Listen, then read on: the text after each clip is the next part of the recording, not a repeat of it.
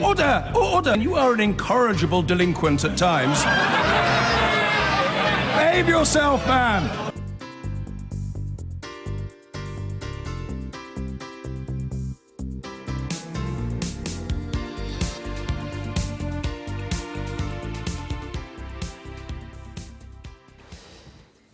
There's been a big increase in the number of children and pensioners in poverty. That's according to the Joseph Rowntree Foundation. The charity says that over the past 4 years, an extra 700,000 children and pensioners in the UK fell into so-called relative poverty. Now, that's defined as households with less than 60% of the median income. That's the middle value of all incomes. The foundation says it's the first time in 20 years that these groups have seen sustained rises. Our social affairs correspondent Michael Buchanan reports. Yeah, Francis, haven't you had any yet? This drop-in centre is a second home to Flo Singleton, a source of friendship and laughter and warmth. The 84-year-old has seen her pension increase in recent years, but pension credit, a benefit paid to the poorest pensioners, has not been similarly protected. She lives on £160 a week. It's a struggle, says Flo. If you go out, you don't have to have your heating on, do you?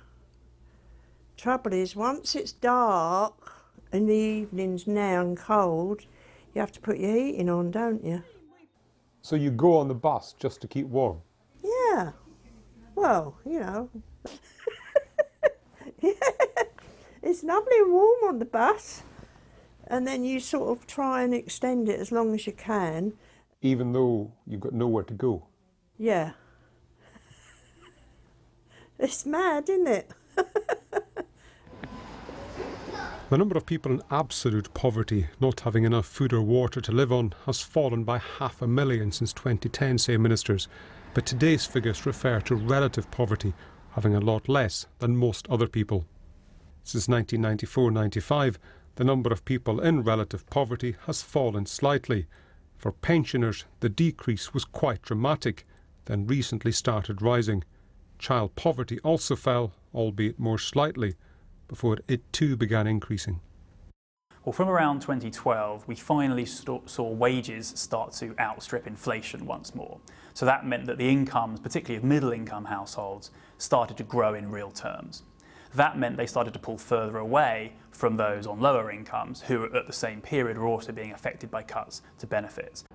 The mantra has long been, if you're poor, get a job. And for most people, that is indeed the case. But increasingly for the poor, it is not true. Today's report finds that 1 in 8 workers do not earn enough money to avoid being in poverty. When Cameron was born, his mother Carla had to give up work. Living on basic benefits has been trying. She sometimes had to skip meals.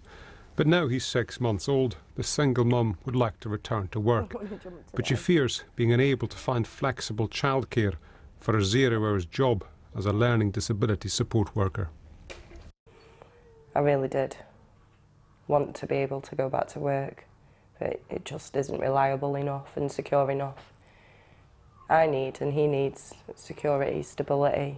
We need routine, and without that, it's never going to be a settled life. The government say they're spending £90 billion a year supporting working-age people in need. Such sums are not, however, preventing increasing numbers of people from falling into poverty. Michael Buchanan, BBC News. Now, hundreds and thousands of children and older people have been plunged into poverty in the past 4 years.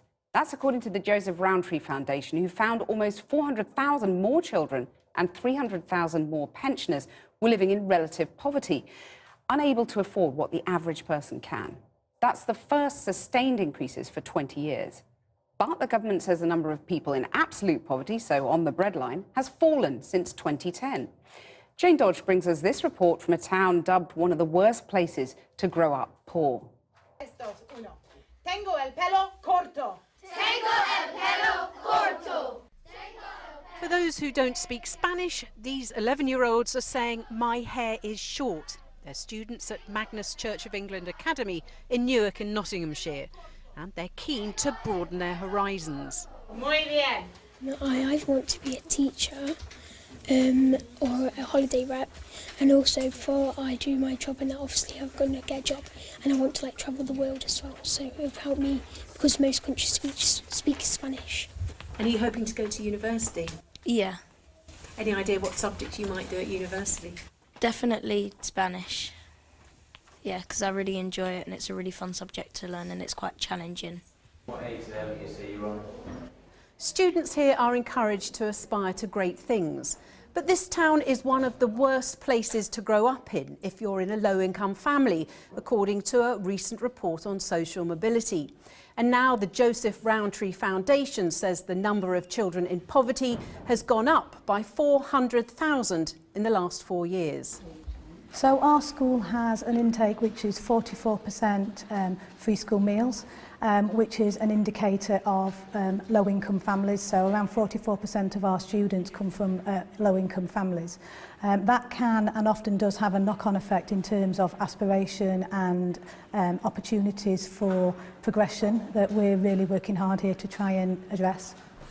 100 miles north of Newark and people are queuing outside a food bank in Rochdale. Numbers have more than doubled since this centre opened 7 years ago. 120 people now rely on it every week. I've got no food, so that's why I come. And it's his first time, so I've rung him down as well. Asked what she'd do without it, there's just one word. Starve. Rising food and energy bills are blamed for the increase in poverty, and those who work here say many now feel they're living on a financial knife edge. The increase has been phenomenal this last 2 years. Everybody in here would realise is that they're only a month away from needing to use the food bank. If somebody's made redundant, somebody's on benefits and the benefits stopped. And if you thought pensioners have never had it so good, think again. The Joseph Rowntree Foundation says an additional 300,000 have fallen below the poverty line since 2013. Support for low-income families has to keep up with prices so people aren't falling further and further behind. The second is to really invest in affordable housing. So we need 80,000 more affordable houses each year to keep up with rising housing costs. And the third thing is we need to work with employers, particularly in retail and hospitality, to drive up skills and productivity so people don't just get stuck on low pay. Food banks are a familiar feature of life in Britain. With Christmas 3 weeks away, now we've got toy banks too. But the government says the number of people in absolute poverty has fallen by over half since 2010, and pensioner poverty remains historically low. Well, joining me from the House of Commons is Debbie Abrahams, the Shadow Work and Pensions Minister, and here in the studio, Ed Davies, who's Policy Director at the Conservative-leaning think tank, the Centre for Social Justice. Debbie Abrahams, let me start with you. Should we be more worried about absolute poverty, so people on the breadline, or relative poverty, so that people who can't afford perhaps what the average person can? Well, both measures are very important. That's why we do have a number of measures. There's also severe poverty, which we haven't talked about. But what this report shows and adds to the reports, for example, from the Child Poverty Action Group, is that poverty is getting worse. So, well, except if you're talking about 400,000 absolute poverty, though. Absolute the government poverty, says that's actually getting rather better. Is that cause for celebration?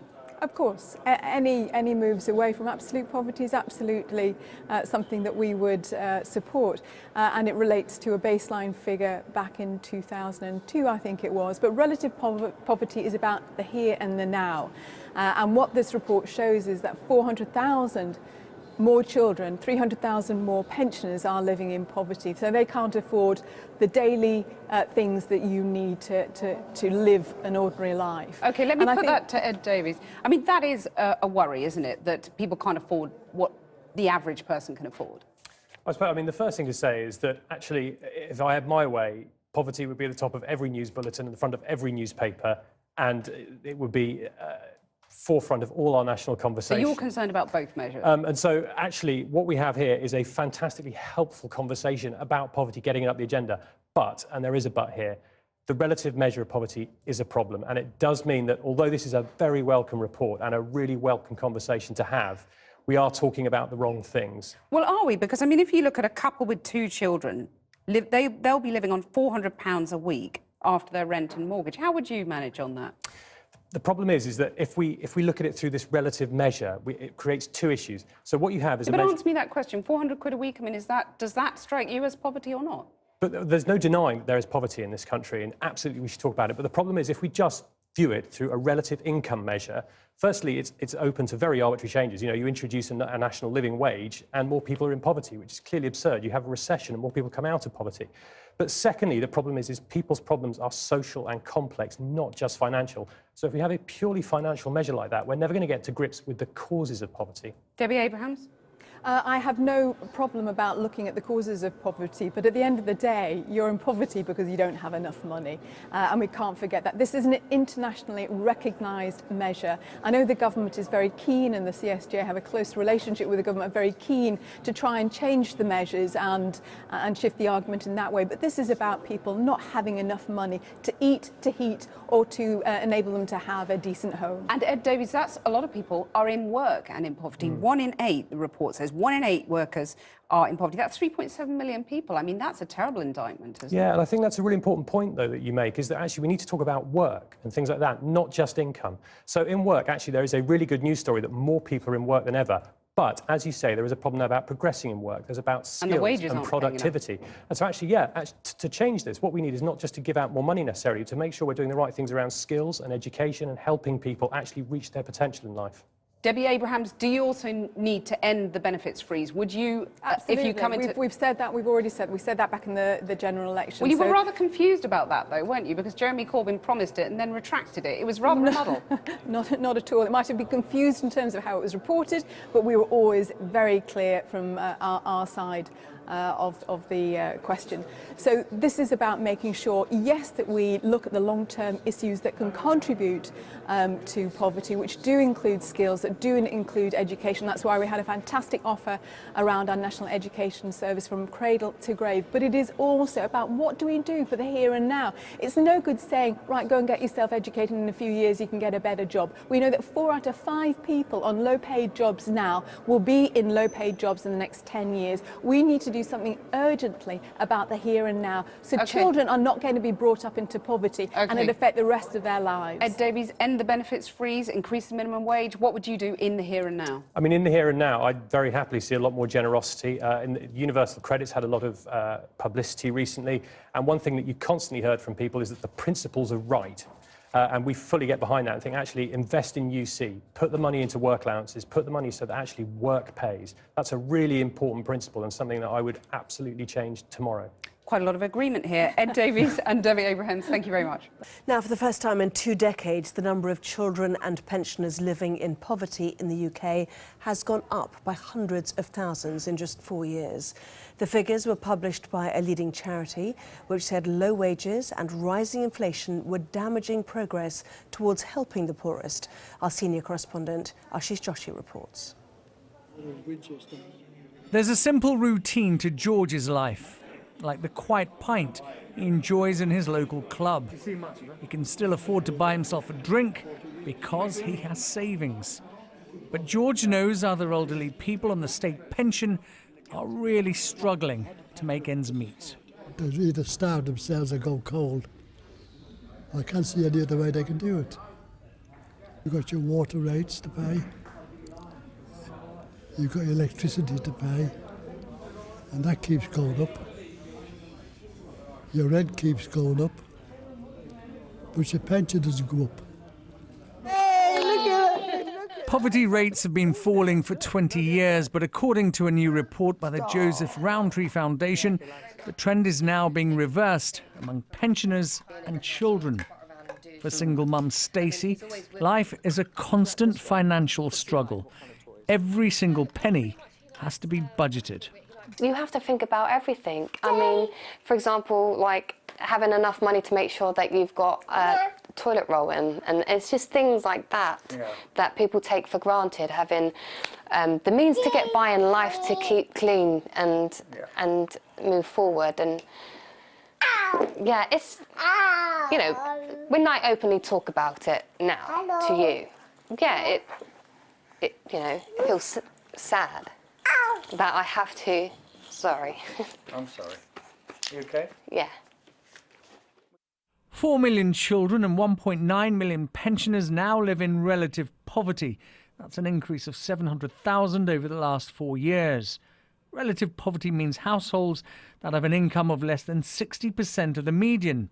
However, the government insists that the number of people in absolute poverty, which means you can't even afford the basics like food and shelter, has actually fallen by more than 500,000 since 2010. We know now that the majority of working-age adults and children in poverty are in working households. So this is where parents are going out to work, but they're not bringing in enough to cover all the expenses. So what you see is behind closed doors. You see parents skipping meals. You see people lying awake all night worrying about their child's feet having grown and needing school shoes. Many people from George's generation may look okay, but they're not. Invisible or hidden poverty is all around us, and the grim warning is that we need to do something now. Otherwise, it's only going to get worse. Ashish Joshi, Sky News. Back here now, when we talk about stalling or falling living standards, it seems two groups, the young and the old, are dropping behind. That certainly is the conclusion of research by the Joseph Rowntree Foundation into what is defined as relative poverty. 400,000 more children and 300,000 pensioners have fallen below that line, the largest numbers for 20 years. I don't know who that one is, I can't remember his name. Box or something. Oh, he's from the Fantastic Four, isn't it? As a teaching assistant, Angie Evans spends her working day helping other children. You'd never know that at home she struggles to provide for her own. Hey, that one's Robin. Poverty doesn't just affect those out of work, but those in it too. There just seems like there's no end. No matter which way you look, you're paying out more than sometimes you've got. And as a single mum with 2 young children, there are difficult decisions. Sometimes I get given stuff like shoes for myself because I've bought my kids shoes for them, but I've not had enough to buy myself some. You obviously feel... I'm a little bit embarrassed because it's like, makes me feel like that even though I'm working, I'm not doing good enough for them. Because I want us, my children to be proud of me, I want me to be proud of me. But the more I try things, we do feel like sometimes we're sinking, or they'll just ask me for something simple. You know, even like the box of roses or something, can we get that for our teacher for Christmas? And unless I've got the money, I can't even cake for the teachers, you know, like everybody else. People in Angie's situation are classed as living in poverty if they have less than £297 per week after taxes and benefits. If they're single with no children, it's less than £144 per week. And over the past 4 years, the number of children in poverty has gone up by 400,000, the number of pensioners by 300,000. Like the rest of the country, households in Hayward face rising prices, but frozen benefits and falling incomes. Some Christmas crackers. Some ham. What else have we got down there? Angie's school makes Christmas hampers for the poorest families, but all year round they're having to give out more. Some don't have a coat. Come to school, take it with the weather being bad, they would turn up with a coat, they don't have a coat. Some of the shoes are not most suitable for school, so we make sure that we can provide. From when I trained to be a teacher 28 years ago to what I do now, the job has changed massively. Improvements since the 90s are now being reversed, and the puzzle of our times is that a record number like Angie are finding their way into work. They just can't find their way out of poverty. Paul Brand, News at 10, Hayward.